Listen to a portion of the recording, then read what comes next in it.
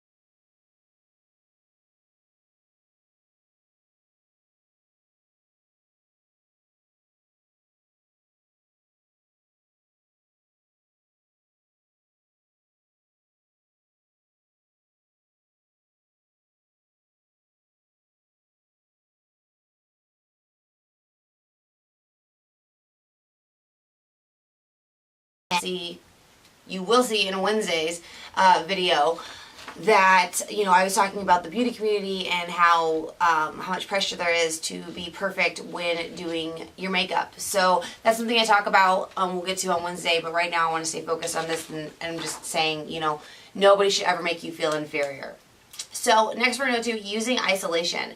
What that is controlling what the victim does, who the victim sees and talks to, what the victim reads, where the victim goes, limiting the victim outside involvement, using jealousy to justify actions. So, you know, saying that, you know, you can't go, pretty much giving you a curfew, saying you can't go here. I don't like this person, you can't talk to them. In any healthy relationship, that's not how it works. If you don't like my friends, you can't tell me not to talk to my friends, and if you don't like it, leave. There's the door. You know, again, I've been there, done that. I know how easy it is to fall privy to this because you love the person, and you know you want to make it work with them because they're, you know, what's important to you. But these are all forms of abuse, and that's something you should go through. Again, it all boils down to feeling inferior, and that's not okay. Minimizing, denying, and blaming. Making light of the abuse and making light of the abuse and not taking the victim's concerns about it seriously. I have to kind of keep switching up verbiage, I apologize, because it does say her, and I'm trying to say victim instead of her and being gender specific. So I apologize if I'm slowly messing up and then I just can't talk because it's the first day with a new tongue. So, like I said, making light of the abuse and not taking the victim's concerns about it seriously, saying the abuse didn't happen, shifting responsibility for the abuse behavior, and saying the victim caused it. So, just making jokes like, oh, it's not a big deal. It was a love hit or whatever. Saying the abuse didn't happen, trying to make you feel like you're crazy. No, I didn't hit you like that. You fell. What are you talking about? And then, shifting the responsibility. Well, if you didn't do that, I wouldn't have gotten so mad and hit you. I wouldn't have broken this. I wouldn't have hurt the animal. It's things like that make you start to question your sanity, and if you're really, is this really happening? He loves me. He wouldn't do this to me, or the person loves me, and so it's stuff like that makes you, just start to question yourself, and this is another big issue. Another power and control is using children. Making the victim feel guilty about the children, using the children to relay a message, using visitation to harass the victim, threatening to take the children away. Using children as a weapon is never okay. Using children to relay messages is never okay. Turning children against the other parent is never okay. I don't care what the situation is or whatever, do not use children. It's not okay. They do not need to be drugged into this in any way, shape, or form. So, again, I understand. I've been there. I know how hard it is. I'm very lucky that my children were not subject to that, the abuse that happened, and that was probably one of my biggest struggles. Is he was a good father and he did love the kids and he didn't abuse the kids, so why would I want to leave?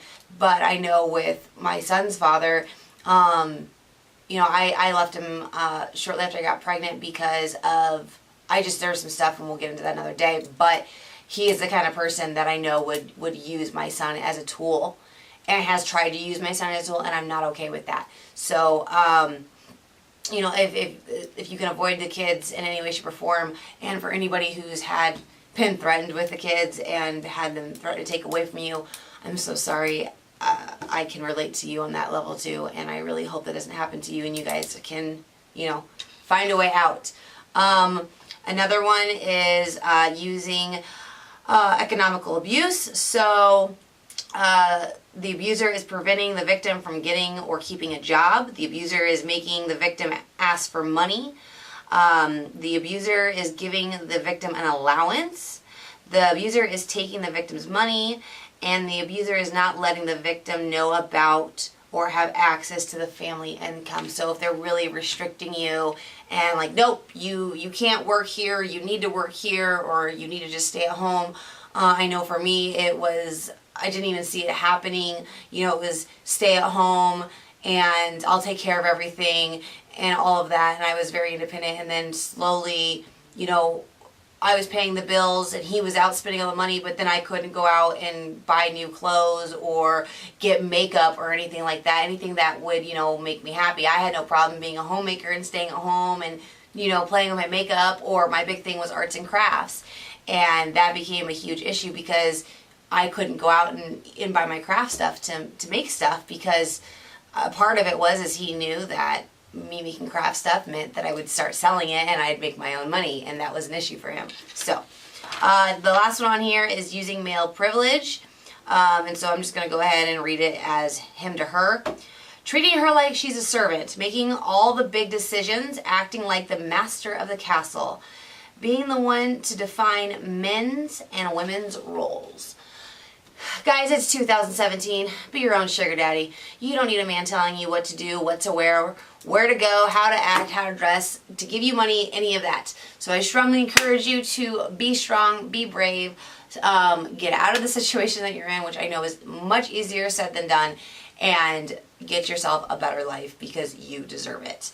So this was the power and control wheel. I'm going to flip this over now, and I'm going to read you the equality wheel. So we have negotiating and fairness, seeking mutual What is that? Oh, sorry. Seeking mutual satisfying results to conflict, accepting change, and being willing to compromise. A non-threatening behavior. Talking and acting so that she feels safe and comfortable expressing herself and doing things. I can tell you what, someone who's been in and out of abusive relationships for a long time, and I slowly moved away from all of that, but to finally be in a really healthy relationship where you get to experience that, ironically enough, I just had somebody today post on my YouTube a video I had done, and I had heard my boyfriend so happy about all the makeup I got, and like, that's so great that your boyfriend supports you and all this, and it is, it really is. It's so great to have someone so supportive and understanding, even though, he makes me so mad sometimes. I still love him. And it's a refreshing and quite a blessing. Another part of the equality wheel is respect. Listening to her non-judgmentally. Sorry, I was going to change the verbiage here. Listening to your partner non-judgmentally, being emotionally affirming and understanding and valuing your partner's opinions. Trust and support. Supporting your partner's goals in life, respecting your partner's right to their own feelings, friends, actions, or activities, and opinions. Sorry, I keep changing the verbiage. I'm trying not to make this gender specific, so I keep changing it, and yeah. Just bear with me. Okay. Honesty and accountability. Accepting responsibility for self. Acknowledging past use of violence. Admitting being wrong. Communicating openly and truthfully. That is a big thing. Typically, only 1% of abusers actually change. The rest change tactics. So that is something to be aware of, and that's where this power wheel here comes in, because they might do one and not the other. It could escalate, and for the few 1% that's out there that do truly decide to change, yay! Give yourself a pat on the back and keep up the awesome work. So, responsible parenting, sharing parental responsibilities, and being a positive, non-violent role model for the children. Very, very important. Shared responsibilities. Sharing...